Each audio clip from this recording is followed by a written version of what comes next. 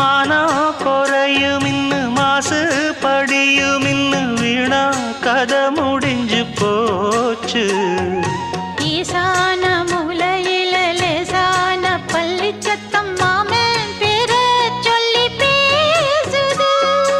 ஆறாத சோகந்தன்ன தீராம சேர்த்து வச்சு ஊரும் சேர்ந்து என்ன ஏசுது.